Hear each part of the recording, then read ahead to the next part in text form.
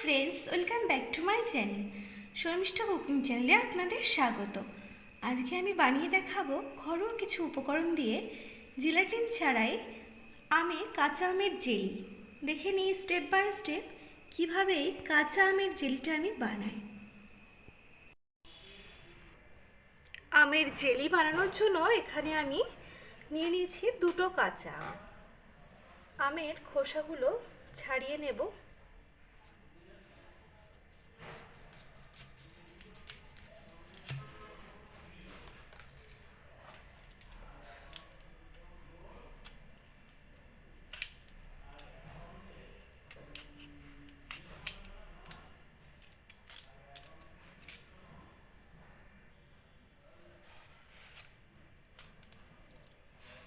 খোসাটা ছাড়িয়ে নেব। এখানে আমটা আমি খোসাটা ছাড়িয়ে নিয়েছি বা ছোট ছোট টুকরো করে নেব।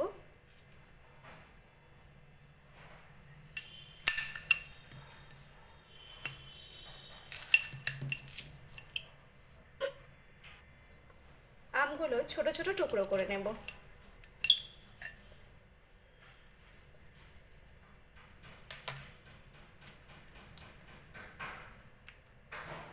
আমের থেকে এই আঠিটাকে ফেলে দেব।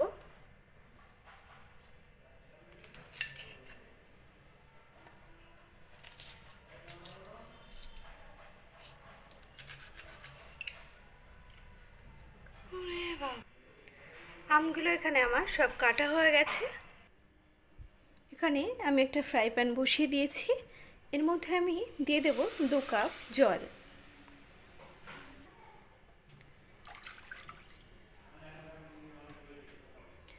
জলের মধ্যে আমি আমগুলো দিয়ে দিলাম। আমের মধ্যে আমি সামান্য নুন দিয়ে দিচ্ছি। দিয়ে আমটাকে সিদ্ধ বসিয়ে দেব। ভালোভাবে আমটা সিদ্ধ করে নেব।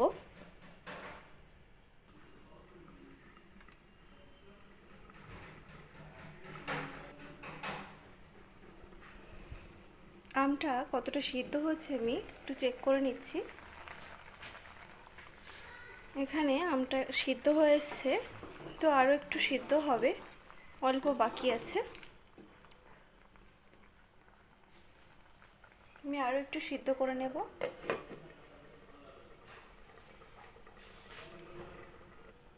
আমটা এখানে আমার সিদ্ধ হয়ে গেছে। গ্যাসটা এবার বন্ধ করে দিলাম। সিদ্ধ আমগুলো এবার জলটা ঝরিয়ে নেব।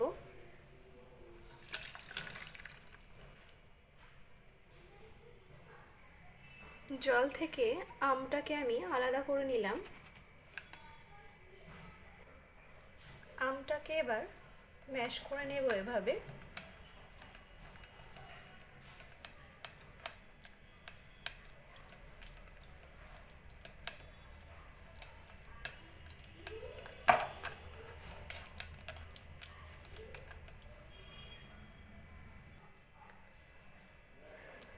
এভাবে আমটাকে আমি ম্যাশ করে নিলাম।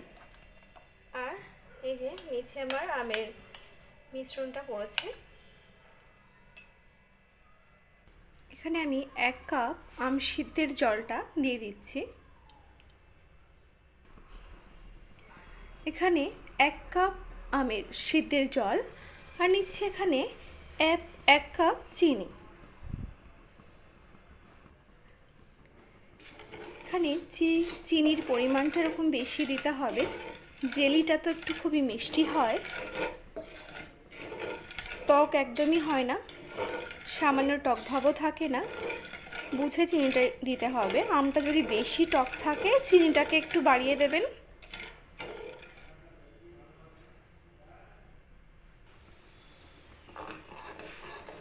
এভাবে নেড়ে নেড়ে ভালোভাবে শিরাটা বানিয়ে নিতে হবে। খেয়াল করতে হবে যেন লাল না হয়ে যায়। তো আমি ঘন ঘন এইভাবে নেড়ে চেড়ে শিরাটাকে ভালোভাবে বানিয়ে নিচ্ছি।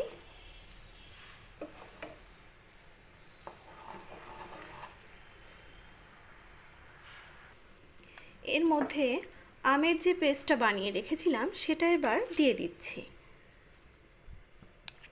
এখানে চিনিটা আমার ভালোভাবে গলে গেছে। আমের পেস্টটা দিয়ে দিলাম, দিয়ে ভালোভাবে চিনির শিরার সঙ্গে নাড়িয়ে চাড়িয়ে নেব, ভালোভাবে মিশিয়ে নিচ্ছি।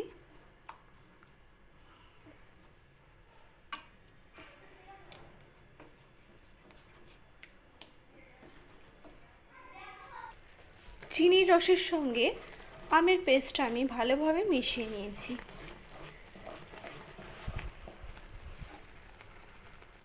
আমের জেলিটা এখানে আমার হয়ে এসছে। কীভাবে বুঝতে হবে যে হয়ে এসছে, এই যে এখানে যদি মোটা তার একটা সৃষ্টি হয় তাহলে বুঝে যেতে হবে এটা হয়ে গেছে। এরকম চিটচিটে ভাব হলেই বুঝতে হবে। এই যে দেখে নিন, এখানে কিন্তু আমার শিরাটা একদমই রেডি হয়ে গেছে। এর মধ্যে আমি দিয়ে দিচ্ছি ভিনিগার। আর ভিনিগারটা দিলে বহুদিন পর্যন্ত এটা ভালো থাকবে, নষ্ট হওয়ার চান্স থাকবে না, তার জন্য এখানে ভিনিগারটা ইউজ করলাম। এর মধ্যে এবার আমি দিয়ে দেব খুব 2 ফোঁটা ফুড কালার।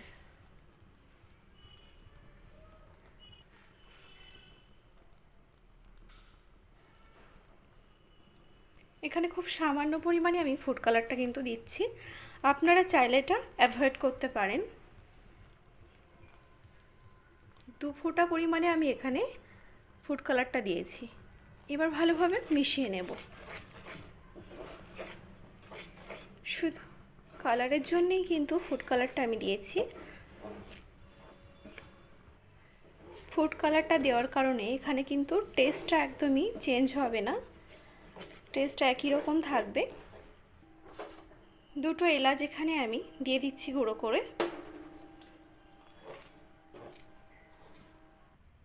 চিনিটা কেমন হচ্ছে আরও হাতে একবার আমি এইভাবে দেখিয়ে দিচ্ছি আপনাদেরকে।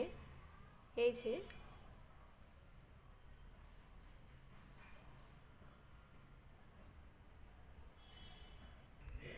কাঁচা আমের জেলি বানানোটা আমার একদমই রেডি হয়ে গেছে। এখানে আমি একটা জারের মধ্যে জেলিটা রেখে দিয়েছি, আর এটা গরম গরম অবস্থায় কিন্তু রাখতে হবে। দেখুন, এটা আমি এভাবে কয়েক ঘন্টা পর দেখিয়ে দেব কেমনভাবে। এখানে জেলিটা আমার একদমই রেডি হয়ে গেছে। জেলিটা বানানোর 4 ঘন্টা পর আমি এটা দেখাচ্ছি। এই যে দেখুন, একদমই কিন্তু টাইট হয়েছে, পড়ছে না। এটা আমি দেখিয়ে দিচ্ছি কতটা টাইট হয়েছে। এই যে দেখুন, এই যে এরকমই টাইট হয়েছে। আমার রেসিপিটা ফলো করে প্রথম থেকে শেষ পর্যন্ত দেখবেন, তাহলে এইভাবেই জেলাটিন ছাড়া বানাতে পারবেন। জেলাটিন ছাড়াই এইভাবে ঘরোয়া কিছু উপকরণ দিয়ে আপনারা বাড়িতে বানিয়ে নিতে পারেন। আমার রেসিপিটা ভালো লাগলে লাইক, শেয়ার, কমেন্ট করবেন। আর নিত্য নতুন ভিডিওর আপডেট পাওয়ার জন্য আমার চ্যানেলটিকে অবশ্যই সাবস্ক্রাইব করে পাশে থাকা বেল আইকনটি প্রেস করবেন, তাহলেই নোটিফিকেশান চলে যাবে সবার আগে আপনাদের কাছে। সবাই ভালো থাকবেন, ফিরে আসবো আবার নতুন কোনো রেসিপি নিয়ে। নমস্কার।